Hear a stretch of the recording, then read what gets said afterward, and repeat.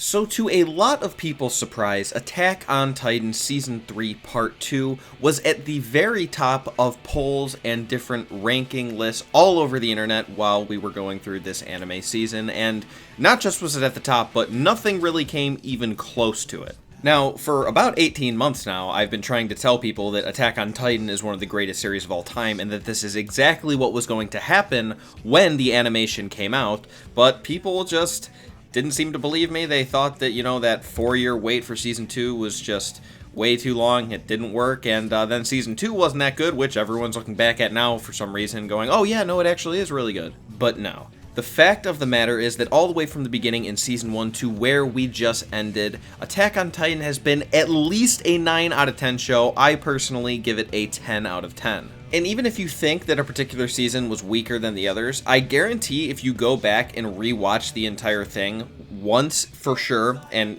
I would argue 3 and 4 times, it gets better than the first time you watch it. So what is the point of me saying all this? Well, basically it is, we just had this season end, and it's not confirmed at this point, but it does seem that Wit Studio is not going to be handling the rest of the animation, which is extremely disappointing. I mean, sure, maybe we could get someone good in here, but they kind of had a particular style they did when they made this show, and I doubt anyone's going to be able to replicate it perfectly, and at least some things are going to be lacking. Maybe some things will be better too, but it's definitely going to be different, which is disappointing. But for the most part, I can say, and if you are caught up in the manga, then you will have to agree with me on this, that this season ended with basically the first half of Attack on Titan.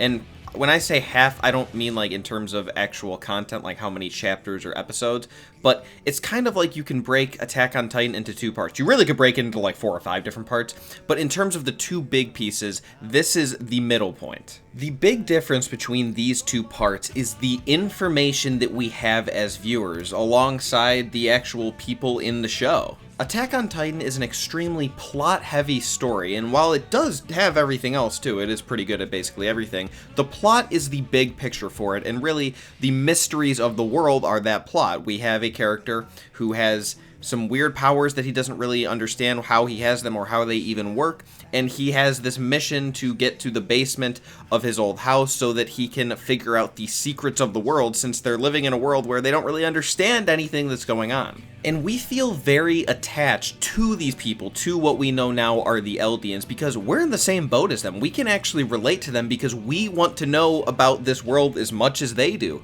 We don't know any more than they do, and they don't know any more than we do. It's a really crazy thing, and we are both going for the same goal. So as we're going through Seasons 1, Season 2, and most certainly Season 3, we're just getting little bits of information. Sometimes we're figuring something out, which just makes us ask more questions. Well, okay, if this is the case, then what's going on with all this? Or would this explain this? And the characters in the show are doing the exact same thing. It's crazy. But while Season 3 is amazing for basically every single thing that happens, with the majority of it being the actual battle that happens in Shiganshina, really, what is most important is when they get to the basement, when they get all of this information. And that's really saying a lot, considering the best character in the entire show actually died in this part. So for that to happen, and then the basement to be more important, it goes to show how insane it really is. Again, throughout this entire show, the entire objective is to get to this basement so we can learn all of the secrets of this world. We want to know so bad about what's going on. Why are Reiner, Annie, and Bertolt bad guys? Who is this Zeke? Why would there be Titans that are actually people wanting to destroy humanity? Why would that be a thing? We want to know so bad, so the basement has all of these answers, and it most certainly does, as we know now. And because of the lack of information, up until the books are actually read, it really is considered the end game of the story. There's not anything expected to happen after, right? Like in One Piece, when we get to a part where we're going up against a huge villain, it's like, okay, yeah, this is the most important thing we've come across. This villain is the biggest bad guy we've seen so far. But, I mean, once they get taken down, we're just going to move on to the next one, right? Like, it just continues. Arc after arc. That's how most stories do things. But with this, it was like, okay, so we're gonna get to the basement, and then what? The world is saved or something? What's going on? What can we really expect? But now that we have made it to the basement, we found the 3 books and have gotten all this information, plus all of the cool flashbacks from Aaron's memories with Kruger and his father and whatnot, now things have changed. We kind of understand what is going to happen after, at least to an extent. We understand that there's an enemy that they need to take down, especially with Aaron's super edginess at the end of the final episode, right? Isn't that some juicy stuff? Oh man, I remember when I read that in the manga for the first time, I was like, oh, this is so good. Luckily, I had like 7 or 8 chapters that I could read immediately, and I wouldn't have to wait like however all you guys are gonna have to wait, but it was super exciting for sure. Now that we do have all this information, we aren't really in the same boat as the characters in the story anymore. Now we're kind of back to a normal story where the characters have stuff that they are planning and they want to do, and we're just here to watch. We're not really thinking in the same way that they are. And while I have been attempting to frame this element of the story where we were in the same boat as the characters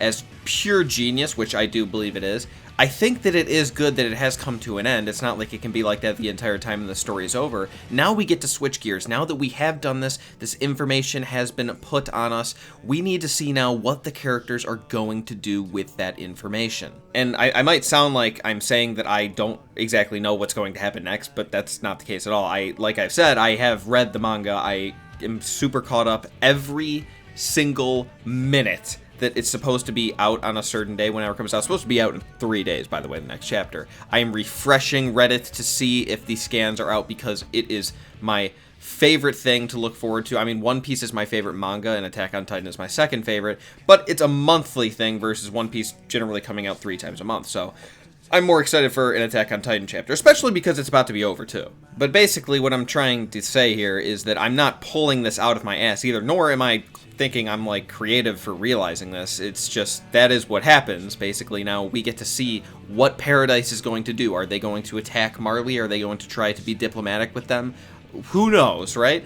I will say that I highly recommend you do read the manga. If there is any series that I recommend to anyone, it is not even One Piece. I don't think that that is nearly as valuable. I think that considering the length of Attack on Titan being significantly shorter and just every single panel on average being more awesome and legendary than One Piece, this is the one I recommend, especially because I think it is really good for a massive audience. It has a little bit of everything for everyone, and it definitely has some more adultish themes, so that's generally who I'm talking to. But yes, without me getting into spoiler territory, that is basically all I can say about Attack on Titan up until this point. We have gotten to it now that everything's going to change. We had this whole thing where we are on the same side as the characters up until basically these last 2 or 3 episodes, and now things are going to change. And I'm really excited to see how people are going to react to Season 4. I will say people are going to be a little disappointed at first because, without really saying anything specifically, at first it's extremely slow. There's really no action, and it's pretty heavy. It's very dark and strange. It's ominous. It mainly focuses on Reiner, to be honest, and you know he is a nutcase. So it's very interesting. I actually love the first like 7 chapters of the arc, but I can understand people might see it as a little bit slow, especially because after this amazing season, they're going to expect just this crazy thing to be unleashed as soon as Season 4 hits. But I will say, once that first slow part of the next arc is over, which is totally needed, by the way, it is going to be absolutely insane. You think that Shiganshina was really interesting, just wait for this. It's not necessarily better than the arc overall because of the basement and everything, and Erwin dying and whatnot, but oh man, it is very good, and I am very excited to see how people are going to react to that, because I can remember each individual chapter, how everyone was reacting. But, like I said, I don't really want to get into spoiler territory, so I guess I will end the video here. Hopefully, you guys understand what I'm saying and can appreciate Attack on Titan more, maybe if you haven't been too big of a fan of it in the past. If you enjoyed this video, remember to give it a thumbs up and subscribe if you haven't already. Remember to leave me a comment letting me know what you thought about this video, as well as Season 3 Part 2 in general. I absolutely love talking about Return to Shiganshina, so I would love to have a discussion with you guys in the comments, see what you guys think about it, because it's my favorite arc personally, so I love talking about it, that goes without saying. Also, if you have not already, make sure to check the link in the description to my Discord. My Discord is a place where we mainly talk about anime and stuff, not just One Piece, not just Attack on Titan, but definitely both of those things, and generally just people who like anime like to hang out there. So it's a pretty chill server, you know, the rules are pretty laid back. We have moderators that really don't need to step in unless you do something absolutely ridiculous, and even then, it's pretty debatable. It's a really chill server, so I do urge you to check that out if you not have done so already. I'm also active in there a lot, so if you want to talk to me, you can even DM me. People DM me all the time, and I generally respond unless they're like trolling, and even then I probably respond, so make sure to check that out. With that all being said, I hope you guys have an excellent rest of your day, and I'll talk to you on Friday.